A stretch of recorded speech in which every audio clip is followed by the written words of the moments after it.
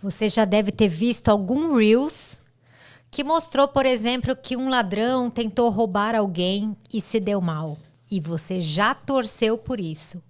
Muito provavelmente porque você, embora não goste de violência, goste do tipo de violência na hora certa.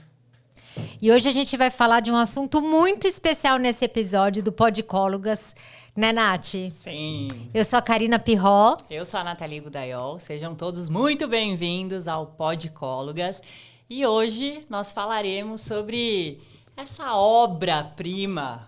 Comporte-se. O livro mais estourado de neurociência dos últimos tempos. Você sabia que está impossível de achar isso Pois daqui né? em qualquer lugar. Você digita esse livro no Google e você simplesmente não consegue achar. E tá todo mundo querendo ler esse livro. E nós temos o privilégio de tê-lo em mãos. Então, trouxemos aqui para vocês o conteúdo. Hoje, especificamente, a gente vai falar dos primeiros 2 capítulos desse livro.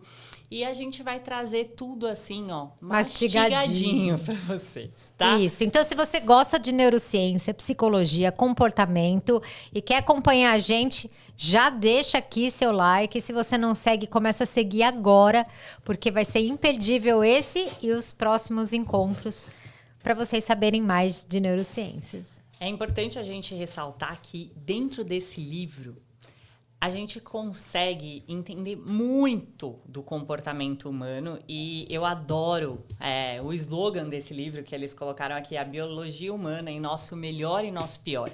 Então a gente está falando de comportamento humano no geral, a gente não está falando só de partes boas do comportamento humano, mas a gente está olhando para a neurofisiologia do cérebro no todo e não na parte, tá? Então acho isso muito legal.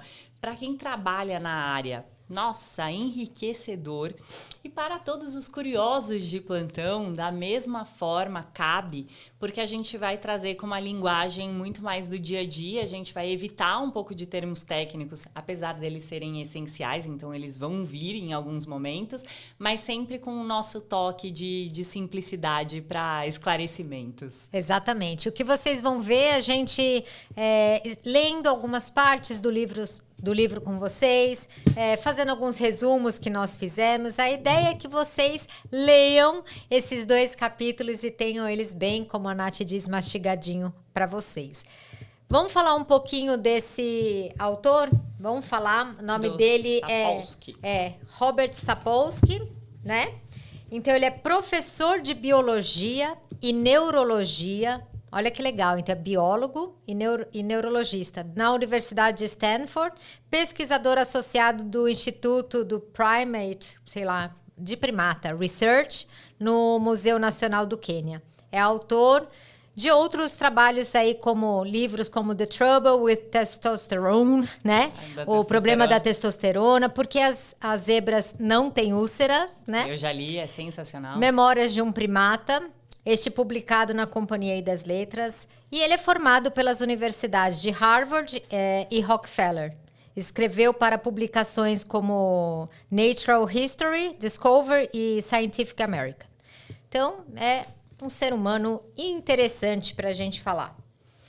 Ele começa o livro, né, Nath? E a gente tem que evitar um nome aqui, então a gente vai usar uma terminologia metafórica, lembrando de um líder de extrema-direita, lá da época da Primeira e da Segunda Guerra, que era antissemita, vocês sabem do que eu estou falando, que acabou dizimando milhares de judeus. Então, essa figura aí que você está pensando, ele pergunta: o que você faria se você capturasse essa pessoa? Pensa aí na sua casa agora, o que você faria se você capturasse uma pessoa maldosa dessa?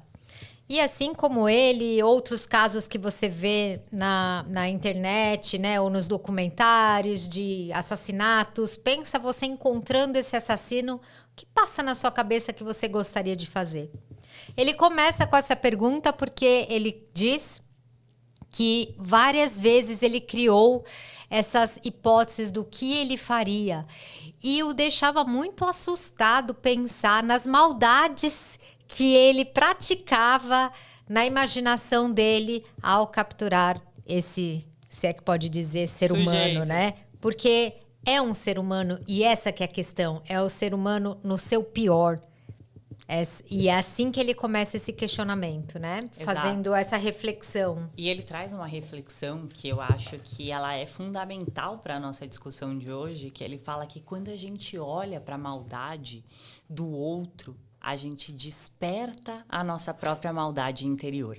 Então, ao olhar para a maldade que foi praticada e exercida por essa figura, nós despertamos uma maldade interna que muitas vezes a gente reprime. Mas reprimir não significa que ela não esteja lá. Ela vem à tona a partir do momento em que você imagina-se com aquela pessoa sob o seu domínio e o que você faria. Então, quando a gente olha, né, e aqui eu vou trazer até alguns outros questionamentos para a gente refletir mesmo. Eu quero muito que vocês interajam com esse episódio, tragam as reflexões de vocês. Quando a gente vê um acidente, por exemplo, né? A gente para olhar e às vezes tem muita coisa ali que é violenta, que é ou um assalto ou alguma coisa, né? E esse impulso que a gente tem de olhar para aquilo, de ver coisas, cenas, né, muitas vezes macabras, bizarras, mas o quanto que isso desperta algo que é interno. E que faz parte de quem nós somos, né? E que muitas vezes, de novo, a gente reprime, porque socialmente não é bem visto. Então, é importante a gente entender aqui também que falar de comportamento é algo muito complexo. Então, a gente não vai conseguir separar biologia, fisiologia, neuroanatomia, de antropologia e de filosofia. Porque tudo isso caminha junto. Isso. E ele até comenta aqui no começo do livro o quanto as pessoas acabam sendo reducionistas no momento em que você enxerga, por exemplo, uma depressão só do ponto de vista neuroquímico, ou então vão lá as pessoas falarem sobre as frequências cerebrais e fica tentando decifrar o comportamento humano sobre uma única ótica. E ele faz essa crítica ao quanto a gente perde sobre o entendimento do ser humano. E aí ele começa um livro até falando, né, no momento em que ele faz uma cena, que eu não vou lembrar exatamente qual que é a cena, posso achar aqui depois, em que você tá na rua e acontece, sei lá, tá de noite, de repente uma pessoa vem correndo na sua direção e ela põe a mão e parece que ela vai tirar uma arma, enfim. Dependendo do contexto onde você está, o que aconteceu na sua vida, pode ser que, se você tiver com uma arma, pode ser que você dispare achando que você vai sofrer um assalto, alguma coisa. E toda a reflexão do livro é sobre o que aconteceu com você, ou com a sua vida, ou com a sua história, ou com a história da sua espécie, segundos ou milésimos de segundos antes de você disparar, porque tem muita coisa que faz você, no caso, apertar o gatilho, ou que faz você comer compulsivamente, ou que faz você trair. Qualquer uma dessas coisas, sempre não dá pra gente pegar uma única coisa e fazer uma explicação, porque ele quer dizer que atrás de um comportamento tem muita complexidade, né? Exatamente. E uma outra coisa que é interessante é a questão de que o mesmo ser humano que vai lá e cria, né, um sistema de ventilação para que seja usado dentro dos metrôs, para que as pessoas respirem melhor e possam usar esse meio de transporte, usa desse mesmo sistema para diluir gases tóxicos e matar outras pessoas dentro dessas câmeras, né? Sim, que foi o que aconteceu nos campos de concentração.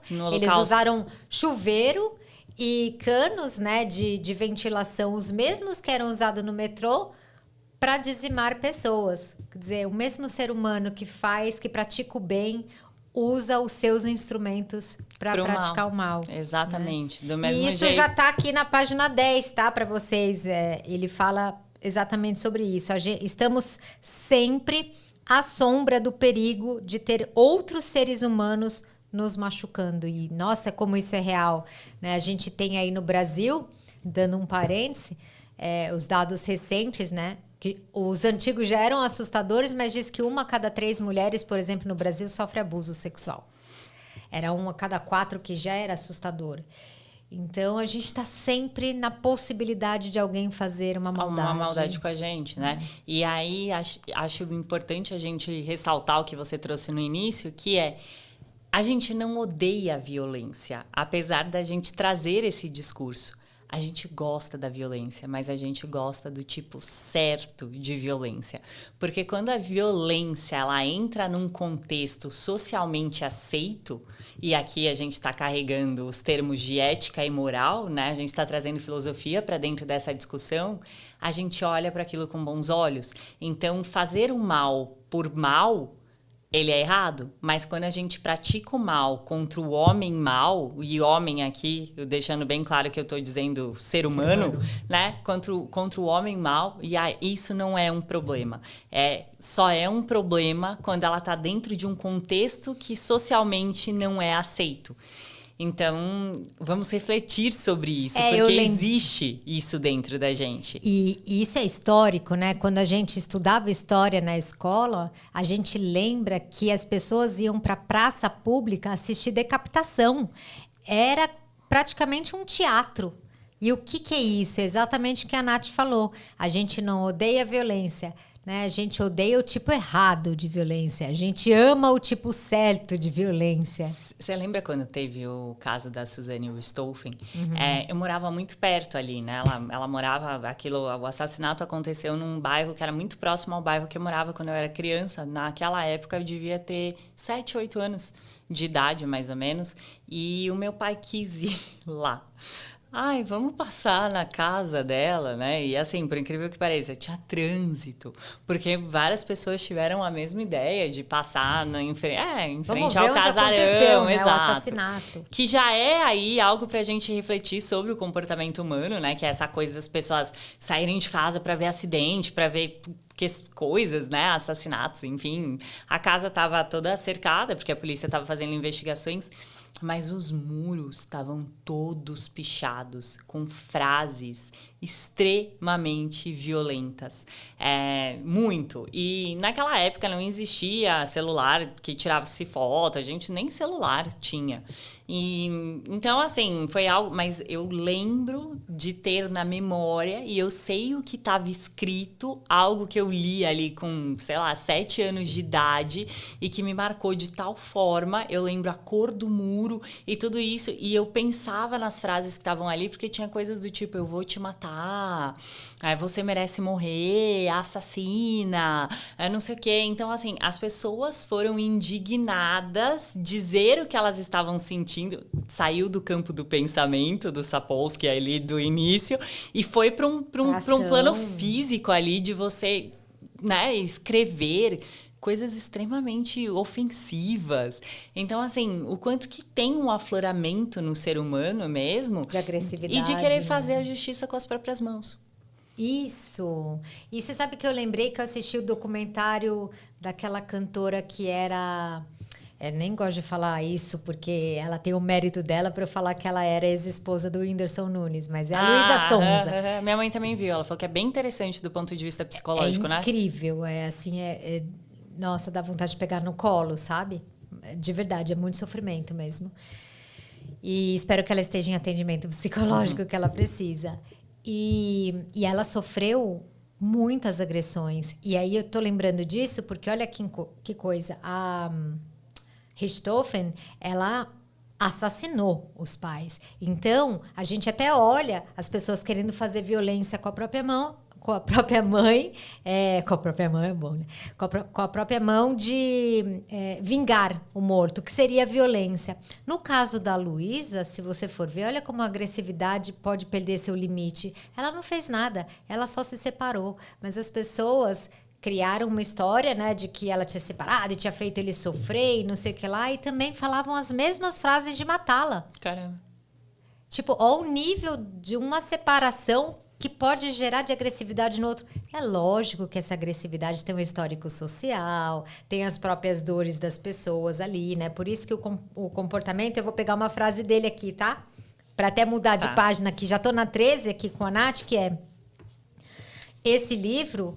O objetivo, portanto, oficialmente, o objetivo intelectual deste livro é evitar compartimentos categóricos ao estudar a biologia envolvida em alguns de nossos comportamentos mais complexos, né?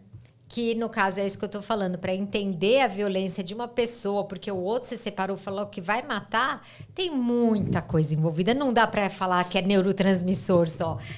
Tem muita história por trás. Vou complementar isso com um trecho que a gente separou aqui para ler para vocês hoje, que está na página 15, tá bom? Então, logo no início, no primeiro parágrafo, ele diz o seguinte: não existem diferentes compartimentos disciplinares. Em vez disso, cada um deles é um produto final de todas as influências biológicas que precederam e irá influir em todos os fatores que irão sucedê-lo. Portanto, é impossível concluir que um comportamento é causado por um único gene, por um único hormônio ou por um único trauma de infância, porque no instante em que você evoca um tipo de explicação, está, na verdade, invocando todas elas. E é exatamente isso que acontece, né? Quando a gente fala de um ser humano, a gente está falando de uma estrutura tão complexa que é impossível a gente ser reducionista em qualquer âmbito, porque a gente está deixando passar alguma coisa.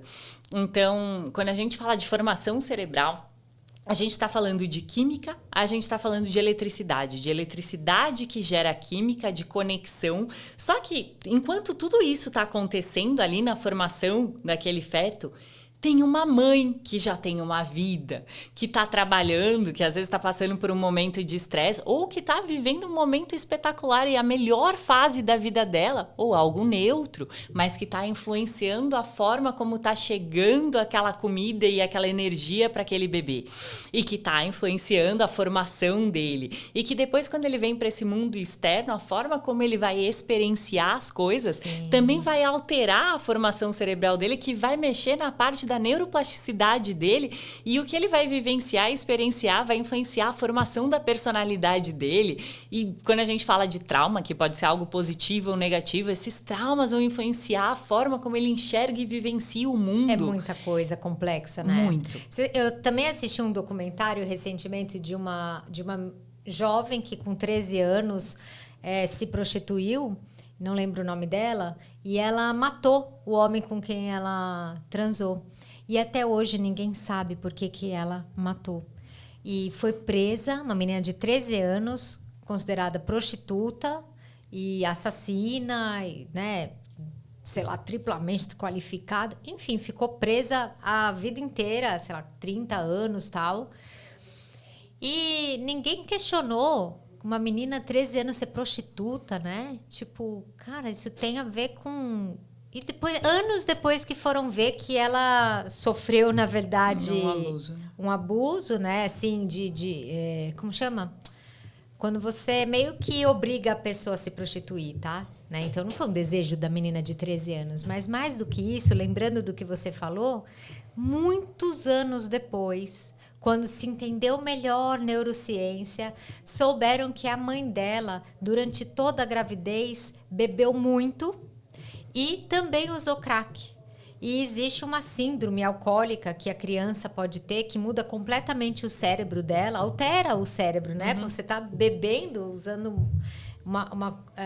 um produto químico todos os dias no bebê. E sim, era possível que até os atos dela, ela era um pouco... Ela tinha uns comportamentos meio borderline, sabe? Ela tinha automutilação e tudo mais, tal. De que aquelas alterações de comportamento que ela tinha poderiam ser decorrentes... Do comportamento anterior da mãe. Então, quanto ela era responsável por aquilo que aconteceu, né? Síndrome alcoólica, mas...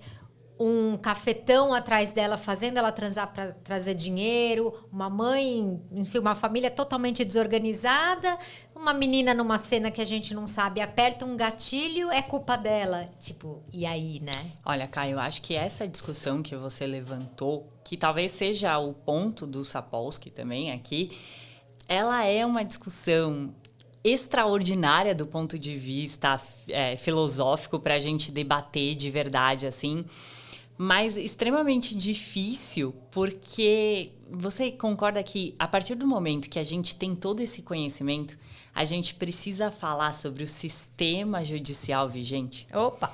E quando a gente começa a mexer nas diretrizes do sistema judicial vigente, a gente está falando de uma mudança com relação à sociedade como um todo. O buraco é muito... É muita coisa. Então, e tem assim, alguém que morreu, né? Vamos lembrar? É muito melhor a gente pensar que as coisas são como são, né? O que, tá tudo certo. Porque, de verdade, se você for olhar e esmiuçar a história de cada pessoa especificamente, existe justificativa.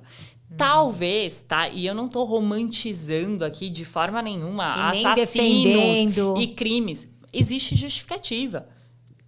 Existe explicação, tá? Explicação plausível da pessoa pegar. Não vou dizer que a gente não tem um livre-arbítrio e que não seja uma escolha. E que talvez nesse momento específico a escolha foi aquela. Vamos até arrumar o que você está falando, porque eu acho que é isso que você está falando, que existe uma explicação mais complexa do que o judiciário dá, tá? Do tipo de quem que é a culpa. É a culpa dele.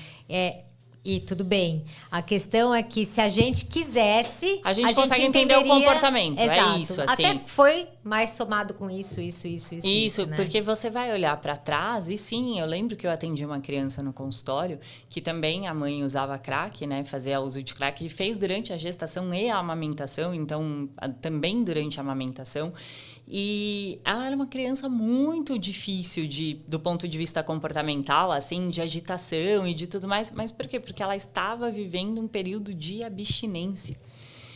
Então, é muito complicado, complexo, assim, né? Porque há um cérebro viciado em algo que ele conhece em partes, mas que ele não teve experiência depois, porque ela era bem pequenininha, e nesse caso era uma perícia para o judiciário mesmo, então era algo bem específico, e ela chorava sem parar, e se agitava, e gritava, e assim, é muito complicado. É muito. Né? E eu pensei muito naquele dia no futuro daquela criança, falei, nossa, como que vai ser daqui para frente, porque a chance de envolvimento com droga é gigantesca, a chance de você, enfim, de você ter uma série de vícios de compulsão alimentar, de dificuldades de controle inibitório. Sim. São enormes, e também do ponto de vista de relacionamento, né? Porque você começou um primeiro relacionamento ali, sendo, de certa forma, judiado, né? Então, o quanto que isso também não vai influenciar na sua formação de personalidade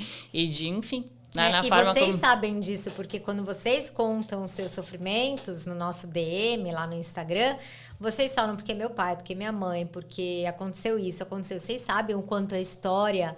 ela mexe com o nosso presente, ela transforma a gente. E é nesse sentido que o Sapolsky fala do quanto o nosso comportamento é complexo. Eu marquei aqui pra gente ler a pesquisa da página 25. Tá, deixa eu só ver na 21. Tá. Aí a gente entrou, tudo isso era introdução, tá? Mas aí a gente tem o capítulo 1 falando de comportamento. E aí que ele faz essa pergunta, né? O que leva a gente a produzir algum comportamento? Tá aqui. Deixa eu ver se tem mais alguma coisa. Ele faz uma distinção entre agressão ofensiva e defensiva, mas que não, a gente nem pegou isso para conversar. Tá. Então, acho que é 25 mesmo. Dos curativos ou tiros, de acordo com o contexto. Que eu acho que você que grifou aí. Eu grifei isso aqui, ó. Achei muito legal. Foi provado com um estudo engenhoso que voluntários... Olha essa pesquisa, que coisa interessante. Voluntários, dentro de um aparelho de tomografia cerebral, entravam numa sala virtual. Então, eles estavam vendo uma sala virtual, onde poderiam encontrar um homem ferido que precisava de ajuda ou um extraterrestre ameaçador. Eles deviam escolher entre fazer um curativo no homem ferido ou atirar no indivíduo, que é o extraterrestre.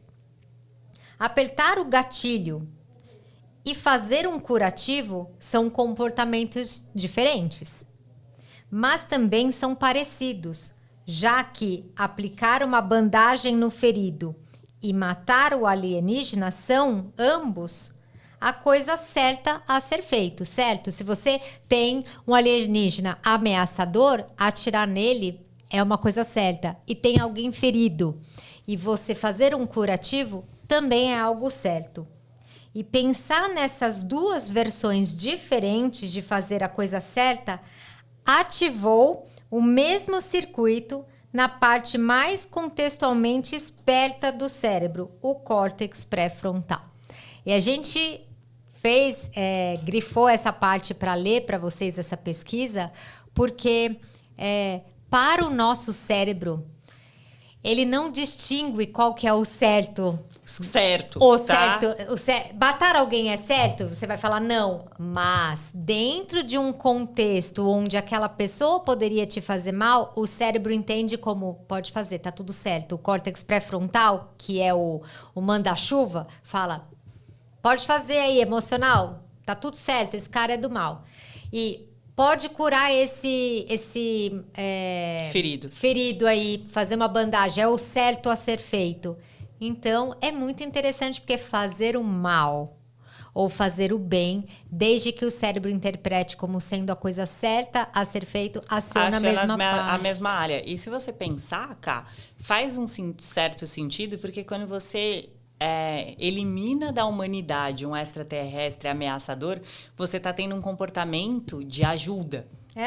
E quando você cura, ajuda alguém que está numa situação de ferimento, de sofrimento, seja ele físico ou emocional, você está tendo um comportamento de ajuda, né? Então, apesar de serem comportamentos distintos, a interpretação que você faz desses comportamentos é de que você está ajudando, né? E ajudar o outro é a coisa certa a ser feita. E liga a parte do cérebro, a mesma parte do cérebro. E olha só, a gente não vai ficar discutindo muito o sistema judiciário, mas assim, para o nosso cérebro, falando neurobiologicamente, ele fala que é a coisa certa. Mas matar alguém no judiciário não é a coisa certa a ser feita, vai ser sempre errado.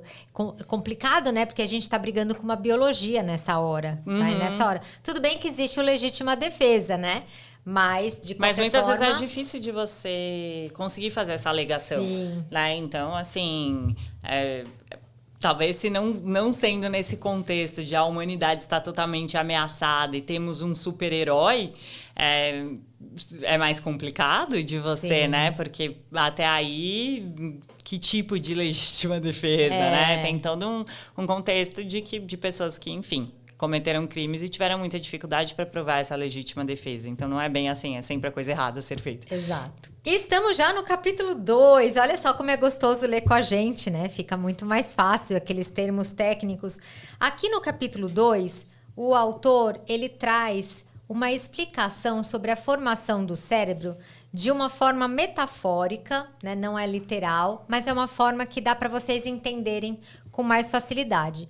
Porque há muitos anos atrás teve um autor que chamava MacLean e ele explicou a formação do cérebro chamando de cérebro trino. Né? Cérebro Tem gente que dá um outro nome. Triuno, eu já ouvi também. Exato. Mas a questão é que são 3 camadas.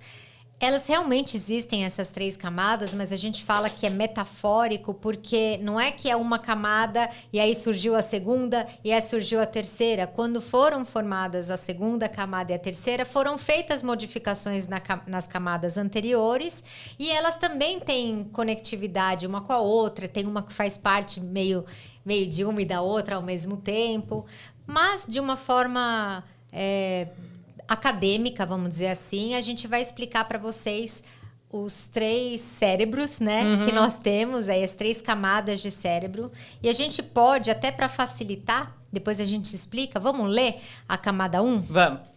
Você quer? Eu vou ler a 1, você lê a 2. Peraí, que página a gente tá? Porque Página 28. Vamos lá. Eu vou ler a 1, tá? Tá bom. Então, a camada 1 é a parte mais antiga do cérebro, localizada na base do órgão e presente em várias espécies, de seres humanos a lagartixas. Então, a gente tem uma parte do nosso cérebro que nós temos e a lagartixa também tem, tá? Seu lagartixa. Essa camada faz a mediação das funções automáticas e regulatórias. Já vou explicar. Por exemplo, se a temperatura do seu corpo cai, essa camada percebe e manda os músculos tremerem. Por quê? Porque se você treme, você gera calor, tá? E aí você esquenta. Se você tem os níveis de glicose no sangue baixos, isso é detectado por essa camada 1 e vai gerar fome em você. Então, observa como essa camada é bem ligada à homeostase. Ela tá de olho no que está acontecendo para você sobreviver, né? Do ponto de vista fisiológico, e ela vai se adaptando com as funções regulatórias dela. Então, ela está regulando sempre.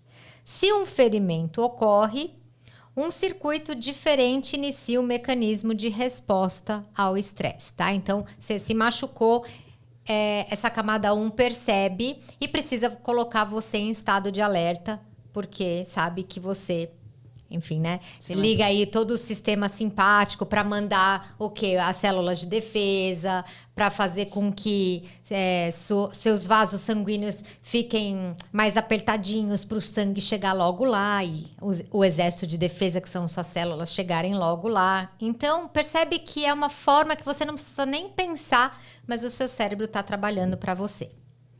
Camada 2. Vamos lá. Uma região evoluída mais recentemente que se expandiu nos mamíferos. Segundo MacLean, essa camada lida com emoções numa espécie de invenção mamífera. Se você vê algo repugnante e assustador, ela envia comandos para a camada 1, fazendo-o tremer de emoção. Se está se sentindo tragicamente desprezado, as regiões aqui estimulam a camada 1 a produzir desejo por comida reconfortante. Se você é um roedor e sente cheiro de gato, os neurônios daqui fazem a camada 1 iniciar os mecanismos de resposta ao estresse. Então, a gente está falando de uma segunda camada que o papel dela é fazer um gerenciamento de emoções, vamos colocar aqui, para levar mensagens para a camada 1.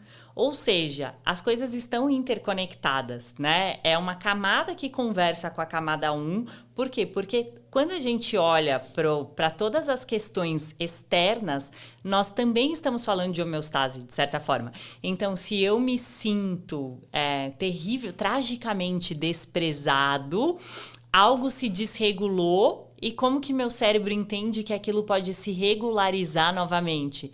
Trazendo comida reconfortante. Uhum. Que é a tal da... Tem um termo para isso, né? Que é food, o pessoal fala... Ah, tem mesmo. Não tem? Comfort food. Comfort food. Comfort food, que é comida reconfortante. Exato. Né? Então, você essa entende camada, isso. Vocês conhecem hoje como o sistema límbico, que a gente falou tanto já nos outros podcasts. Então, você está assistindo um filme de terror, ou é real mesmo, você está na rua e você é abordado. Isso gera um sentimento, uma emoção de medo, porque você está em perigo. Essa emoção de medo vai lá, então, na camada 1 e fala, estamos em perigo. E aí, como eu disse para vocês que a camada 1 tem um sistema automático, vocês já ouviram falar no sistema simpático e parasimpático. Eu sempre falo que, para vocês lembrarem, o simpático, ele é o do alarme, do socorro, do estresse, do sistema de luta e fuga. E o parasimpático é aquele que para o simpático, né? Então... regulariza, volta ao normal, tá tudo bem, tá? Falamos da 1 e da 2 e agora a camada 3. A camada 3 é uma camada de aparecimento mais recente na evolução e é chamada de neocórtex, né? Neo significa novo. Se localiza na superfície superior do cérebro. Proporcionalmente, os primatas dedicam uma maior parte do cérebro a essa camada em relação às outras espécies. Então, olha o que tem aqui. Cara da Nath falar sobre essas coisas. O que faz esse neocórtex, tá? Que é a nossa parte diferente aí dos outros animais. Cognição, que é o pensamento. Armazenamento de memória. Processamento sensorial. Então, vocês estão ouvindo e vendo a gente agora e tem o córtex, seu neocórtex está fazendo todo o processamento para vocês entenderem. Abstrações, né? Abstrações, uma coisa que só o córtex consegue fazer. Filosofia, contemplação, até a contemplação do seu umbigo, como diz o Sapolsky, porque ele também é um jeito cômico de escrever. Leia um trecho assustador de um livro e a camada 3, você leu, processou, a camada 3 manda para a camada 2, sistema límbico, um sinal que faz sentir medo. E esse medo impele a camada 1, ou seja, cutuca a camada 1 e inicia o tremor. Veja uma propaganda de biscoito Oreo, por exemplo, ou Calypso, que é minha paixão, e você sente um desejo incontrolável de comê-los. É a camada 3 que viu o Oreo, influenciando a camada 2, sistema límbico, que criou o desejo, e que vai lá para a camada 1, te dando vontade de comer.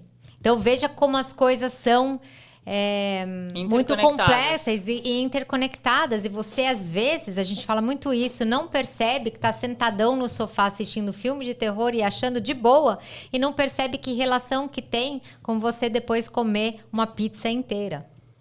Agora, quando a gente fala dessa interconectividade entre essas camadas, essa relação ela tá tão presente que, inclusive, ele usa um exemplo aqui espetacular, que é o seguinte: se você não conhece uma pessoa, você está conhecendo essa pessoa naquele momento e você estiver segurando uma bebida gelada nas suas mãos, o que acontece é que a chance de você interpretar o comportamento da pessoa que você está conhecendo como alguém fria é muito maior, porque existe ali uma série de informações que se interconectam e elas acabam influenciando umas às outras, gerando uma interpretação equivocada a respeito do outro, pelo simples fato de você estar segurando uma bebida gelada. Impressionante isso, né? Imagina o quanto a gente se confunde nas nossas sensações, que esse foi o exemplo que ele trouxe.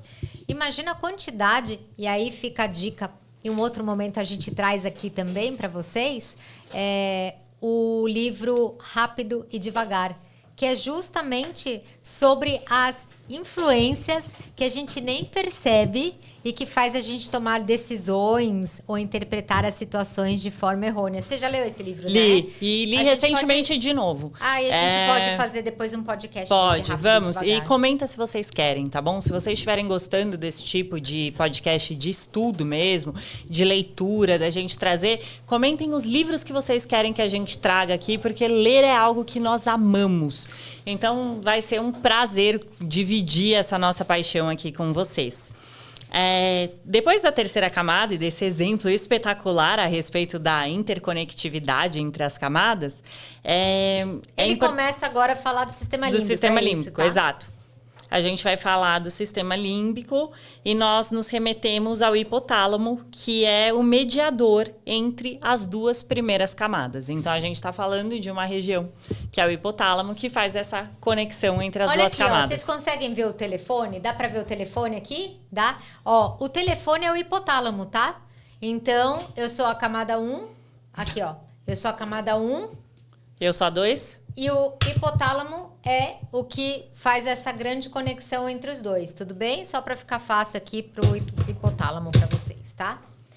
Então, ele resolveu começar pela camada 2. Ele poderia ter começado pela 1 para facilitar a nossa vida, mas ele quis começar pela 2. Vamos ver o que a gente tem para falar da 2, do sistema límbico? Lembra que o sistema límbico, então, é o gerenciamento das emoções, tá? E aí, um ponto importante que ele usa para começar a explicar o sistema límbico, a Ká já trouxe aqui para vocês.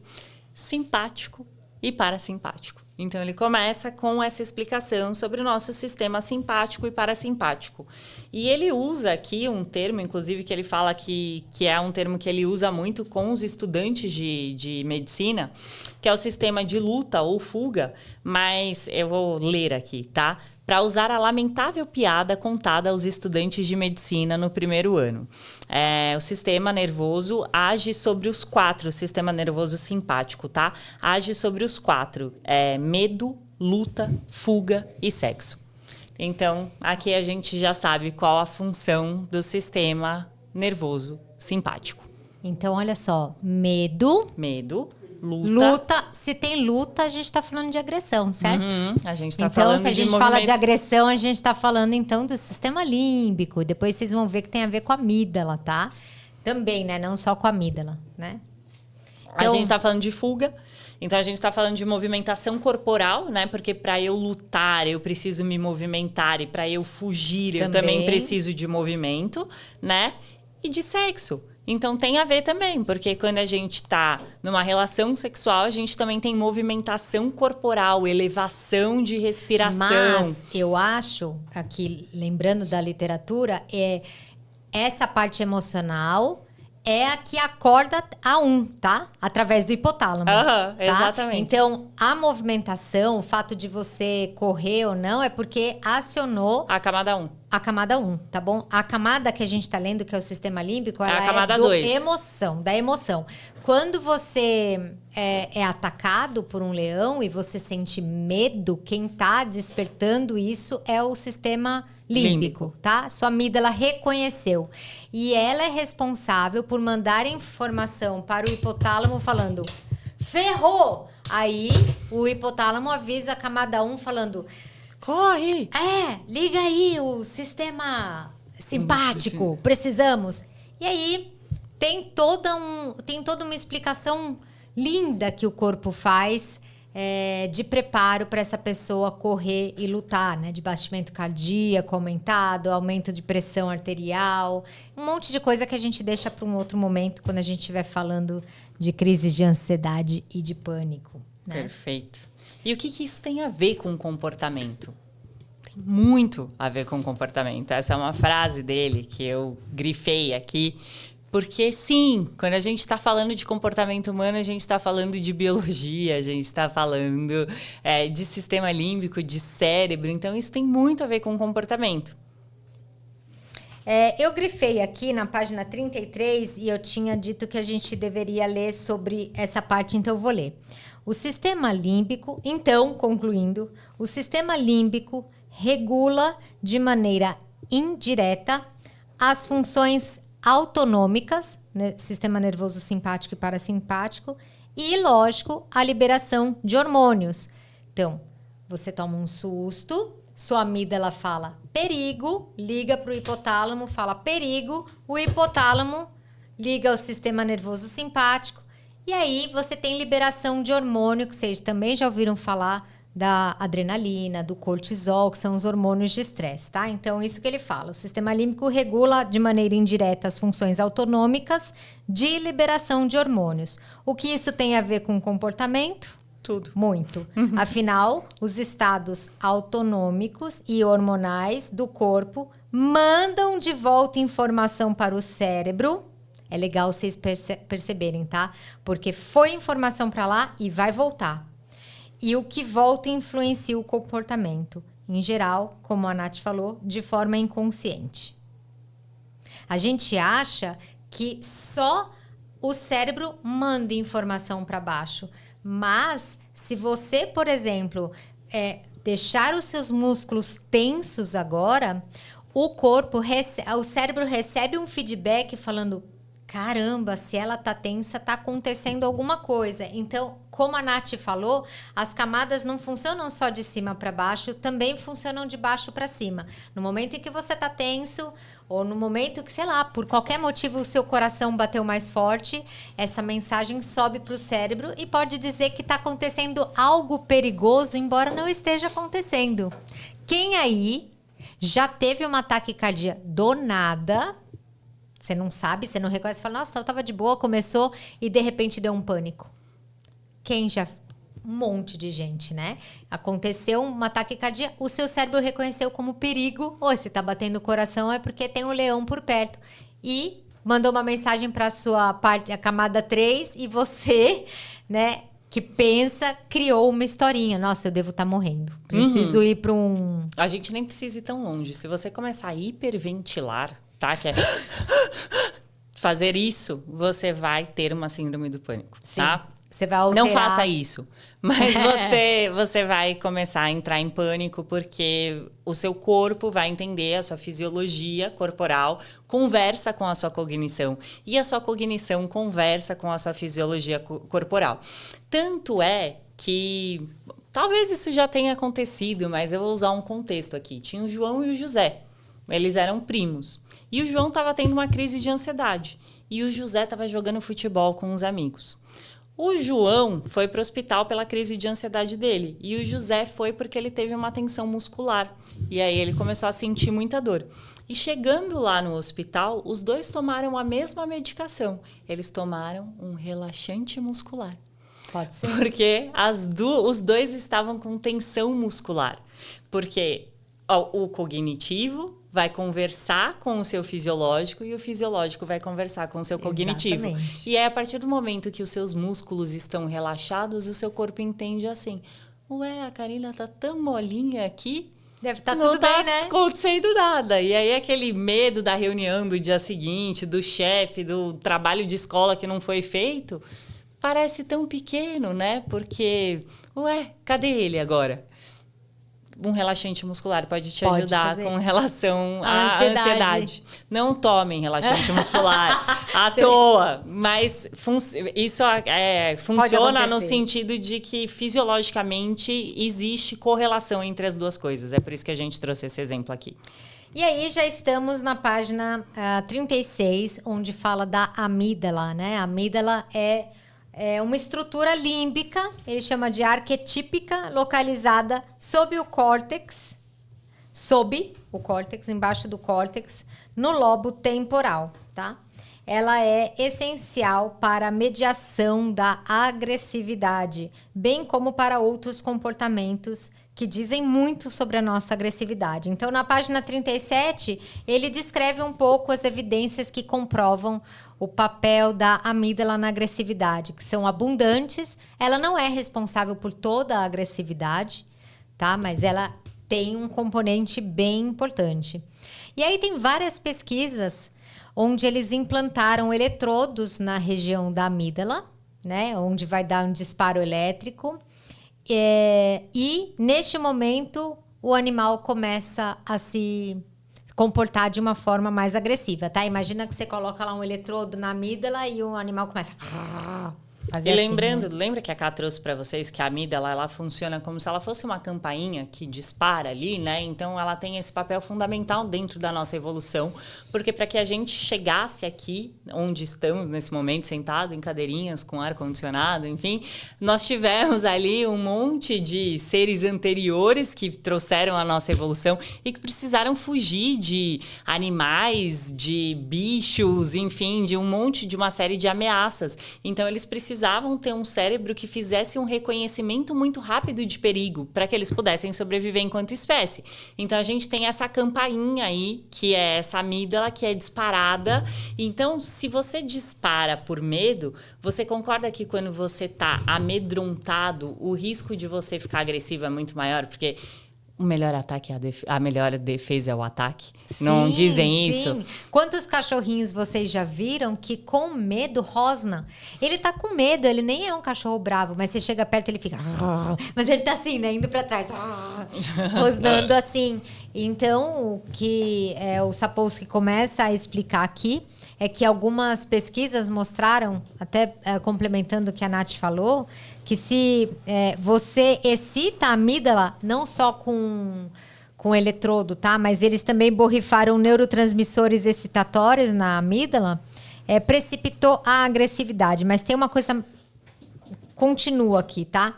Se você destrói a amígdala, tá? Supondo numa cirurgia, ou a pessoa teve um tumor, enfim, e acabou danificando a amígdala, olha isso. Tais indivíduos são incapazes não só de ter agressividade, como de detectar expressões faciais de raiva. Olha que louco!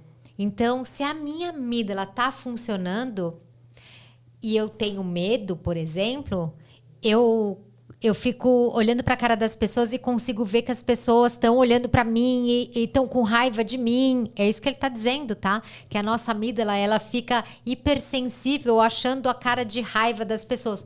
Porque você precisa disso até, né? Deixa eu olhar bem para a cara. Vamos lá. Você está numa apresentação de palestra. Quem aí que com medo fica achando que tá todo mundo olhando para sua cara e não tá gostando? Não é isso, gente. É a amígdala que tá lá, recebeu um monte de foi borrifado neurotransmissor.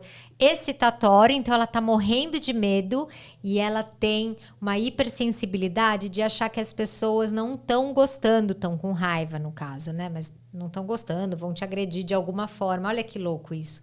Lembra que isso é só a sua amígdala. Bem. É isso que está acontecendo. Se você tivesse uma lesão na amígdala, que eu sei que você pensou agora, poxa, então por que eu não lesiono minha amígdala para poder fazer boa palestra, né? Essa aí é uma questão ética que é muito discutida, né? Esses assassinos, serial killers, super agressores, sim, se eles tivessem uma neurocirurgia qual que é a palavra? Que destruísse, ou dessensibilizasse essa amígdala, né? Tirasse dela essa capacidade de hipersensibilização. Talvez diminuísse o comportamento violento. Mas aí a gente está falando de questões bioéticas, né? Você está entrando no cérebro da pessoa e você decidiu fazer isso. Então, tem toda uma questão sobre isso, né? E aí, eu já deixo aqui. Eu até fiz a pergunta, o que você pensa sobre lesionar a amígdala dos agressores? Já que a gente está falando, né? Se você pudesse, deixa aqui no comentário se você acha que deveria ser feito, sim, uma neurocirurgia para diminuir o nível de agressividade, tá? E aí tem um caso muito legal, lembra, Nath, que a gente ficou encantada na página 38? Que é o caso do Charles Whitman. Quer ler? O atirador da Torre do Texas, que em 1966, após matar a esposa e a mãe, abriu fogo do alto de uma torre na Universidade do Texas, em Austin, matando 16 pessoas e ferindo 32. Num dos primeiros massacres em escolas, Whitman havia sido escoteiro e participara do coral da igreja quando criança. Era engenheiro, tinha um casamento feliz e um QI na faixa dos 1% mais inteligentes. No ano anterior, tinha consultado alguns médicos com queixas de enxaqueca severa e impulsos violentos, como de alvejar pessoas da torre do campus. Deixou bilhetes ao lado dos cadáveres da esposa e da mãe, declarando seu amor e a confusão diante de suas ações. Não consigo apontar racionalmente nenhum motivo específico para matá-las. E não tenham dúvidas de que eu amei estas mulheres com todo o meu coração.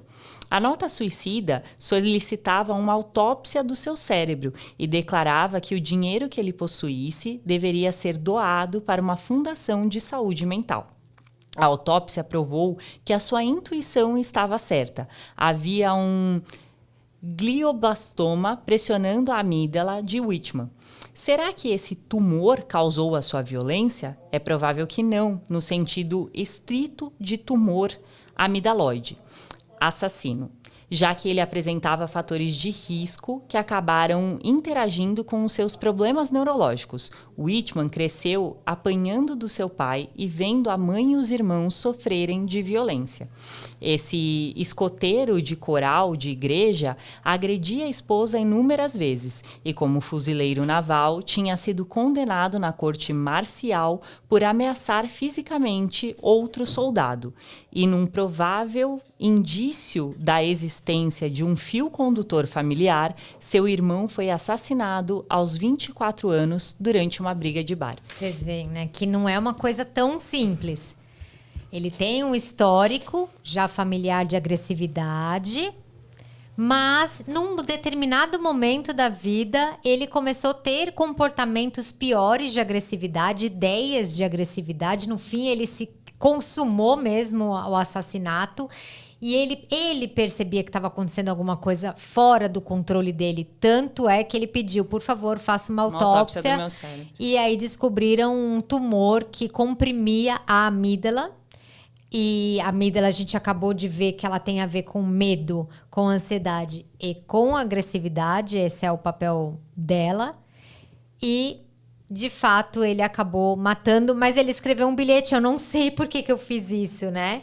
Então se mistura aí a história, né? No começo desse livro, o Sapolsky ele fala um pouquinho sobre hormônios e a importância dos hormônios, e ele diz algo sobre a testosterona que me marcou bastante, né? Porque ele fala sobre pessoas que fazem uso de testosterona, enfim, dos anabolizantes, e toda a discussão que existe em volta disso, né? Se a testosterona ela é ou não responsável por comportamentos violentos. E aí ele traz um monte de exemplos que vão indiciar que sim. E aí depois, em contrapartida, ele traz um monte de exemplos que vão evidenciar que não. Então, aí você fica nessa confusão e ele termina dizendo a seguinte frase, né? Que a testosterona ela vai reverberar algo que já está ali. Então, se você já é uma pessoa com indícios da violência e você fizer o uso, né, da testosterona, colocar o hormônio ali, aquilo vai vir à tona. Mas se em contrapartida você já é uma pessoa que não é muito calma, muito tranquila, isso não vai surgir dentro de você. É exatamente a mesma coisa de uma outra forma. Então, o tumor, ele pressionou uma região específica do cérebro que fez com que o comportamento violento que já estava lá e que fez parte de toda a formação cerebral desse indivíduo e de todo o contexto familiar que ele viveu, dos traumas que ele teve na infância dele, se criassem, e aí ele só trouxe à tona algo que já estava lá. Então, sim, então, tem a ver e não tem a ver. Exatamente, é mais ou menos isso. Aí, a gente deixou separado, estamos quase terminando já, duas pesquisas, tá? E a gente vai compartilhar essa pesquisa com vocês, não pela pesquisa em si, mas para onde vocês podem entender isso também para a vida de vocês e ampliar para outros conhecimentos. Então, vamos lá. Em um estudo, voluntários foram postos em um aparelho de tomografia cerebral e eles estavam jogando uma partida de videogame como aquele Pac-Man, sabe? Que vem o come-come, né? Uhum. E você tá comendo, mas ao mesmo tempo tá vindo um atrás de você. Mas chamava Pac-Man do mal, né?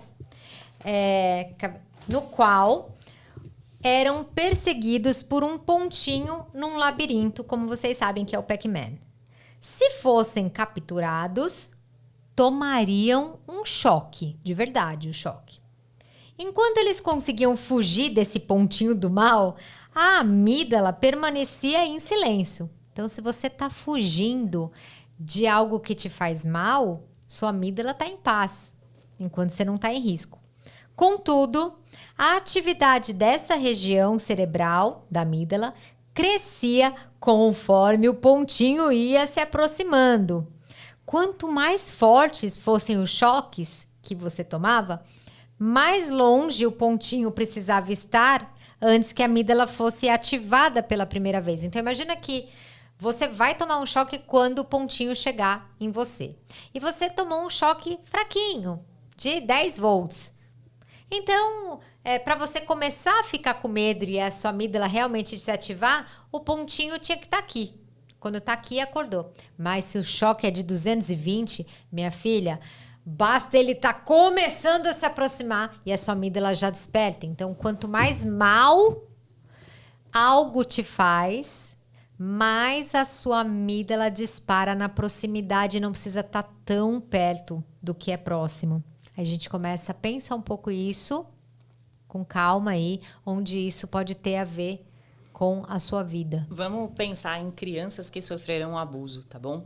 É muito comum que quando você trabalha com essas crianças, elas vejam características físicas de outros seres humanos que são parecidas com a do agressor que elas tiveram e na mesma hora elas começam a chorar. Exato. Então, às vezes, e tem alguns que ficam tão traumatizados que pioram. Às vezes, na simples presença de um homem ou de uma mulher, ativa a amígdala.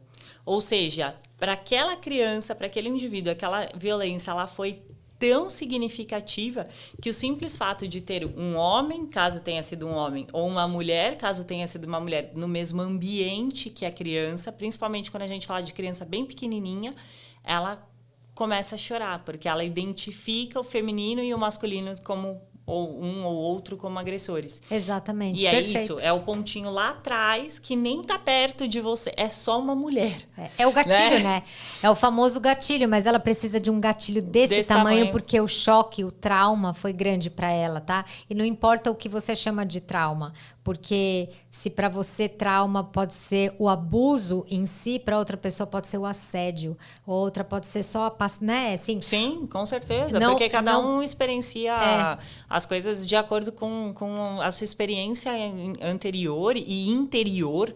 Então, assim... Estamos falando de sistema seres humanos de camada 1, 2 e 3 e específico de cada um, né? Então, assim, não tem como. Mas é isso, assim, né? Às vezes você sofreu um relacionamento abusivo e não você namora fica mais. com medo de namorar. Então, assim, todos os relacionamentos a partir de agora serão abusivos. Isso. É o bonequinho, o Pac-Man do mal que apareceu, você já tá com medo, né? Exato. E tem uma outra pesquisa que a gente também separou aqui para ler para vocês, que é a seguinte, ó. Olha que interessante. Em outro estudo, voluntários tinham que esperar um tempo indeterminado para tomar um choque. Ó, Nath, você vai tomar um choque, mas eu não vou falar quando, tá? E aí você fica na expectativa com o eletrodo na mão. Esta falta de previsibilidade e controle é tão aversiva que muitos optavam por favor, me dá um choque agora, eu não aguento esperar. E nos demais, o período de apreensão antecipatória foi ativando progressivamente a amígdala, tá? Então, teve gente que nem aguentou essa espera. Só de você saber que você vai viver um choque, não sabe quando, isso é desesperador. Eu tenho alguns pacientes que eu atendo, por exemplo, que eles prestam concurso público. E a espera do resultado é mais desesperadora do que o resultado negativo. Si. Sim. Mas isso acontece com muita coisa na nossa vida. Se você for ver, muitas vezes a espera da apresentação do seminário, a noite anterior, ela é muito mais difícil e dolorida do que a apresentação do seminário em si. TCC. Nossa, o dia que eu ia apresentar meu TCC, eu acordava de madrugada e não sei o que, não sei o que. Na hora que eu apresentei, eu falei, era isso. E aí eu vou dizer mais, sabe? Falando de relacionamento, por exemplo, às vezes o relacionamento... Não, o relacionamento tá ruim e você tem medo de terminar e você enrola muito tempo porque aquilo é desesperador, você não sabe o que vai acontecer quando você terminar. Quando você termina, você fala, nossa, sério que eu demorei tudo isso, não é? Nossa, demais, assim. A expectativa, ela é muito maior e mais dolorida do que o espetáculo. Né? Muitas vezes o espetáculo é apreciador, né? Porque, na verdade, Kai, isso me lembra uma pesquisa que eu vi, que essa pesquisa eu acho que é bacana e ela cabe aqui de alguma forma, tá? Eles fizeram 2 grupos de pessoas que fariam cirurgia da coluna. E a cirurgia da coluna, ela tem um pós-cirúrgico muito complicado. E um grupo eles prepararam para o pós-cirúrgico. E o segundo grupo eles não prepararam para o pós-cirúrgico. Então, eles fizeram a cirurgia e não sabiam muito bem o que ia acontecer. Sabiam que ia ter que fazer fisioterapia e acabou. Mas o primeiro grupo, não. Teve toda palestra e uma série de coisas, leitura e tal. O primeiro grupo teve uma recuperação 10, 20 vezes melhor do que a do segundo grupo. E o que eles constataram através dessa pesquisa foi que esse primeiro grupo, como estava preparado, então, por exemplo, sabia que tinha que sair para caminhar, tinha que, né, movimentar o corpo. Só que dói muito, imagina, né? Você operou uma coluna e tudo mais. A gente está falando de osso, enfim, informações ali, né, rudimentares, de órgãos que você mexeu, enfim, cirurgia é uma coisa bem complexa. E aí, quando eles saíam para andar, sentiam muita dor, eles já tinham antecipado que isso poderia acontecer. Então, eles tinham separado alguma... Tipo assim, você vai sair para caminhar com a Karina. E se você sentir dor? Aí, vou levar uma bengala. Uhum. Aí, eu me apoio numa bengala. Eu vou parar um pouquinho, vou respirar e vou contar até 10. E aí, quando acontecia aquilo, eles sabiam o que fazer. Em contrapartida, o outro grupo que não tinha previsibilidade não imaginava que poderia doer. E aí, saía, sentia muita dor e voltava para casa. E não caminhava. Então, não estava pronto para. Então, assim, o simples fato da gente ficar nessa coisa, e eu acho que toda essa antecipação que a gente vive ajuda na hora de você estar ali, porque essa sofrência anterior, ela faz com que você... tá, aí eu vou ficar no final de semana sozinha. O que eu vou fazer? Já sei, vou ligar pra Karina pra gente tomar café. E não, te ajuda. Ajuda. E aí é a camada 3, que é a sua cognição dando conta das angústias da camada 2 do sistema límbico. O sistema límbico fala, meu Deus, tá doendo muito. Lembra que tinham te falado que ia doer mesmo, mas isso é temporário, vai durar... Então, vocês vão ver nesse livro mais pra frente, tem uma parte linda do nosso cérebro, eu fiquei apaixonada por ela, que é o córtex pré-frontal dorso lateral, que eu não vou antecipar aqui, porque vocês vão ter que assistir. Ela é linda para fazer essa mediação. Mas, continuando, só para falar um pouquinho, ainda em relação à amígdala, olha só o que é interessante vocês saberem. A amígdala, quando uma pessoa tem um transtorno de estresse pós-trauma e ela não trata, ela não medica, ela não faz terapia, ela vive aquelas dores emocionais... Como a gente já falou 1 milhão de vezes que a gente se torna muito bom naquilo que a gente faz. Muito. Então, se você pratica tênis, você fica bom em tênis. E se você pratica a lembrança do trauma, você não está fazendo isso porque você quer, você está criando neuroplasticidade na sua amígdala e a sua amígdala aumenta de tamanho. Ou seja, pessoas que têm trauma e não tratam os traumas podem ter um aumento na amígdala por conta de neuroplasticidade. E uma amígdala muito assustador, aumentada, né? É uma campainha que vai disparar com mais facilidade. Lembra que a Ká falou que quando ela recebe muito neurotransmissor, ela fica hiperativada, e aquela hiperativação fica... fulano também não gostou de mim. Ciclano quer me pegar. Não... Então, assim, viver assim diminui muito a qualidade de vida. Uma outra coisa importante sobre a amígdala é a gente falar sobre os contextos sociais. Os contextos sociais, eles ativam a amígdala, pois quando você não se sente seguro dentro de um grupo, você tem reações que advêm dessa amígdala que é ativada por medo. Então, o fato de você se sentir ou não seguro dentro de um grupo pode fazer com que a sua amígdala se ative. E aí, cá, traz um exemplo do dia a dia, principalmente lembrando assim dos adolescentes, do quanto que estar seguro num contexto social é importante para a nossa sobrevivência enquanto espécie. Então, começando pela importância da sobrevivência, é muito claro para o nosso cérebro que a gente precisa dos outros. A gente precisa dos outros, filogeneticamente falando, ou seja, na história da nossa evolução, nosso cérebro sabe que a gente precisa dos outros, porque um bebezinho humano, quando nasce, não sabe fazer nada, né? Ele não sabe nem mamar sozinho, ele precisa que alguém carregue no colo para ele mamar, diferente do cavalinho que caiu lá da mãe e já sai procurando a mãe andando meio torto, e ele já sabe até para onde ir. Impressionante, né? Como a gente que teoricamente seria mais evoluído do ponto de vista cerebral, mas ele precisa de maturidade, enfim, neurológica, muscular e tudo mais. Fato é que a gente não vive sem o outro. E por isso que a gente sofre tanto com medo do que o outro pensa da gente. E aí, quando você é adolescente, principalmente porque de criança seu pai e sua mãe são sua referência para que você queira ser aceito, né? E quando você não é aceito por pai e mãe, a gente já sabe dos estragos também que isso faz do ponto de vista emocional. Quando você chega na adolescência, é o momento em que você desprende um pouco do seu pai e da sua mãe, que param de ser sua principal referência, e seus amigos são as suas referências. É o momento de fazer grupo, de conhecer grupos religiosos, escolares e tudo mais.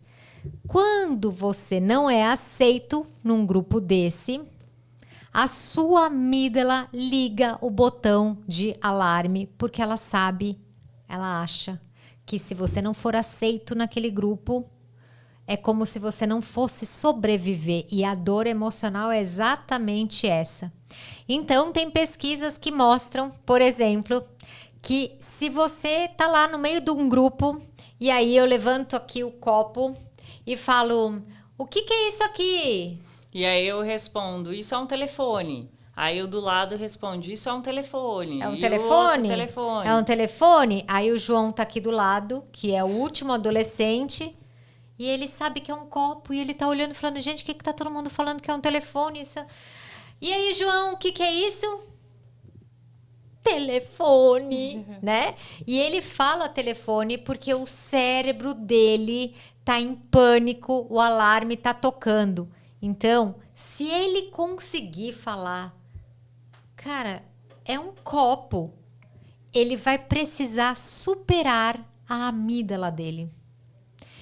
Então, falar a verdade é um ato de coragem. Olha só, falar a verdade é um ato de coragem, porque você tem que viver, você tem que sobreviver à sua amígdala. E aí, olha só que louco isso. Você ser você mesmo, por isso que a gente fala tanto isso, né? Quantas pessoas. A autenticidade, seja você mesmo, quanto isso é difícil, porque ser você mesmo significa desagradar um monte de gente e sua amígdala tá, não faz isso, você não vai postar isso. A gente vai morrer. A gente vai morrer. Você sabe, é o cara, Cid, né? Eu vi uma pesquisa, faz tempo já, eu tava, estudando psicologia ainda, e a pesquisa era o seguinte, eles colocaram uma pessoa com todo o resto, era tudo combinado, só tinha um. E essa pessoa foi jantar fora. E o restaurante começava a pegar fogo, tá? Mas não literalmente pegar fogo. Começava a sair uma fumaça, aí fazia cheiro de queimado, de que alguma coisa não estava legal. E aí a parede dava uma tripidadinha e tal. Só que todo o resto era ator. E as pessoas permaneciam jantando normalmente. E Olha aí isso. O cara, ele começava a olhar, e ele olhava e ficava olhando, e aí aquela fumaça, e preto, e ele olhava e as pessoas conversando, o garçom passando, não sei o que. Resultado, ele levantou. Caraca. E se realmente estivesse pegando fogo, ele teria morrido. Mas olhar para o contexto social e estar dentro daquilo que é esperado é tão importante para a nossa sobrevivência enquanto espécie que às vezes você vai morrer num incêndio para não desagradar, para não ter um comportamento inadequado. Ou você morre para sobreviver socialmente. Ó, que louco isso! Vamos ver. E aí a gente vai falar da amígdala central, que foi uma coisa que você amou. Lembra que você falou? Eu gostei muito. Eu gostei muito disso. Então, existe a amígdala central e a amígdala basolateral, tá? A amígdala central, ela é responsável por medos inatos.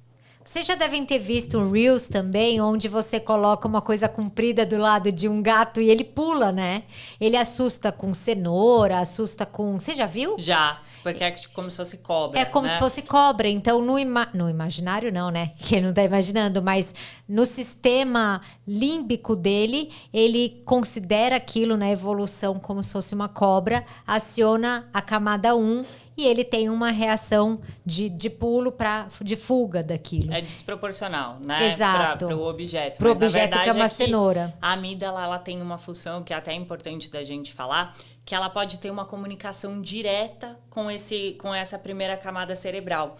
Então, ao longo da nossa evolução, foi tão importante que a gente reconhecesse, né, perigos, aquilo que era né? ameaçador, que ela conseguiu um papel de falar direto ali, sem passar pelo gerente. Então, isso.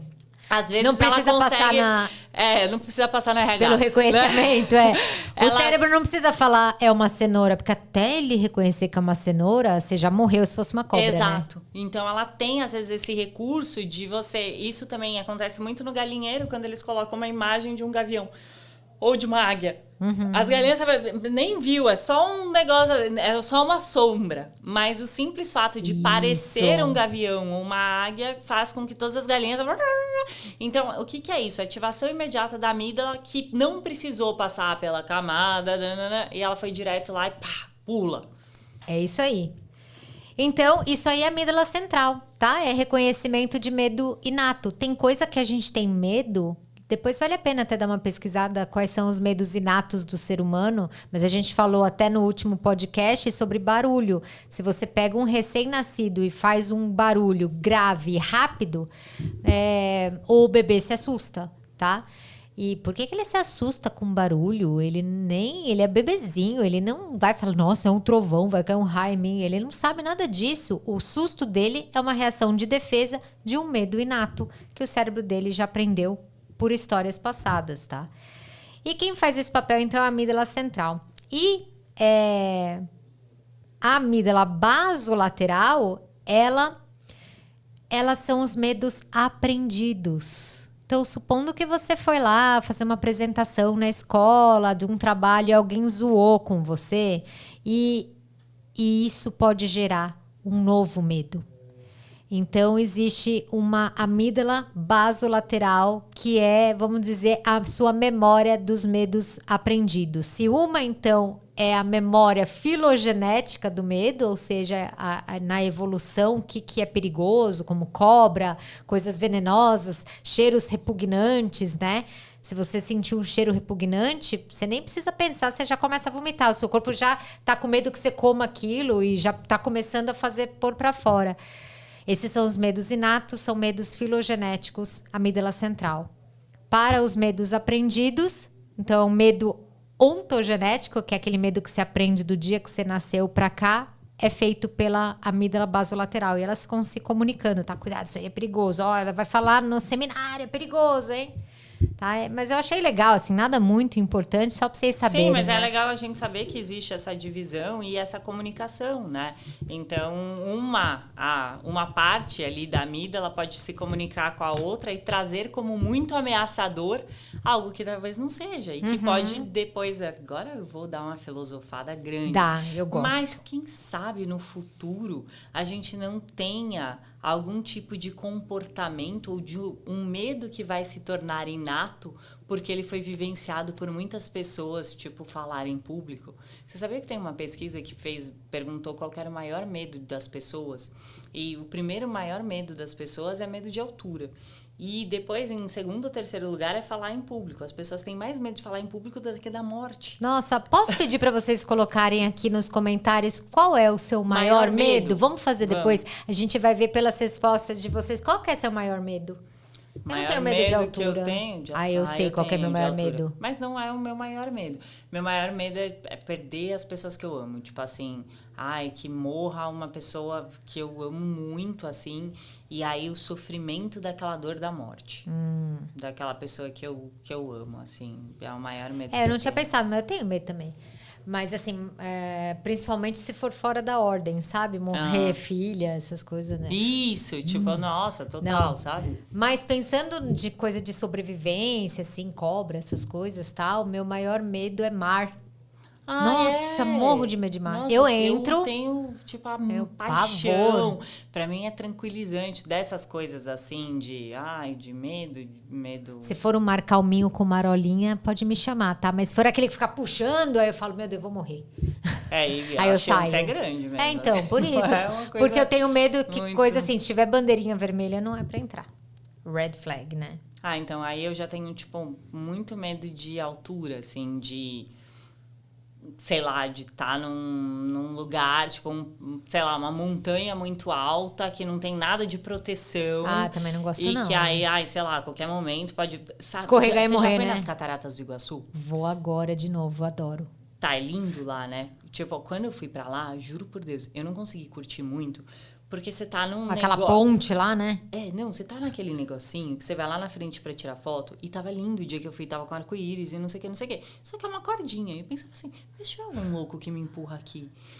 E aí, eu não conseguia ficar muito perto, porque eu pensava assim, nossa, a qualquer momento alguém pode esbarrar, porque é tudo molhado, cair em mim e eu vou cair aqui e vou morrer. E, tipo assim, já era, né? Aquilo ali tchau, sem acabou. fim, né? Tipo assim, não existe uma chance de você sobreviver ali. E eu ficava o tempo todo, tipo assim, as pessoas estão muito perto. Não sei o que, tipo... Olha, nem curtiu. Num estado de pavor, assim. Mas por quê? Porque eu tava numa área de perigo que não tem nada ali que tá me segurando, entendeu? Aí isso eu acho que é a amígdala gritou, gente. Falou, eu vou morrer! Vou, tipo assim, e aí, tira a foto. Eu tô assim nas fotos. Sabe? Tipo, vai lá.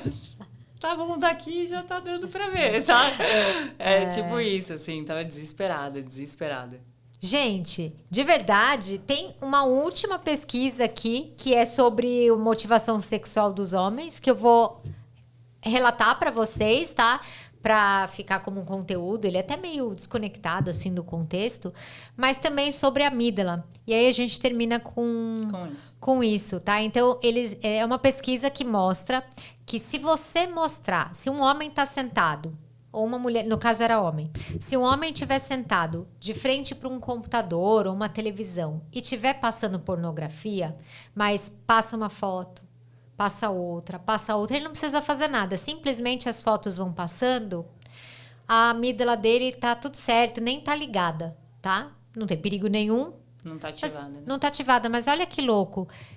Se, ao contrário, ele, para ver a pornografia, precisa apertar um botão, isso aciona a amígdala. Agora, peraí, momento. Tenta pensar por quê. Pensa. Vou falar por quê. Se quiser, se ainda não pensou nada, dá um pause e fica pensando para tentar fazer aí as suas hipóteses. Porque existe uma possibilidade daquela ser a última foto, ou daquela foto, da próxima foto ser pior do que a primeira. Então, só o fato de você estar apertando gera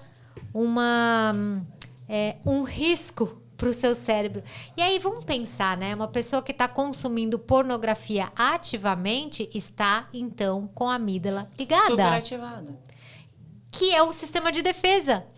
Então, você está achando que você está se beneficiando só com a dopamina, né? Das recompensas de você sentir isso.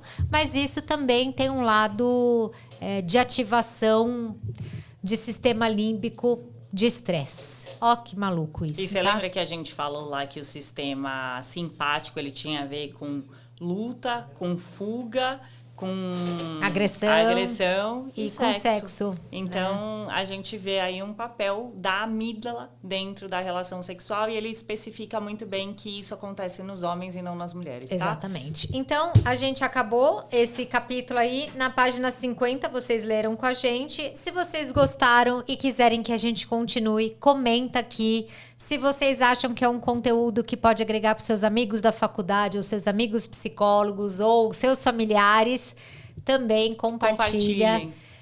Então, se você conhece algum ser humano, manda para ele agora, porque é sobre isso. É sobre seres humanos e comportamento humano. Então, se conhece alguém que gosta desse tipo de conteúdo, compartilha. Vamos fazer com que esse conteúdo chegue ao maior número de pessoas possível. E a gente conta com vocês. Muito obrigada e até a próxima.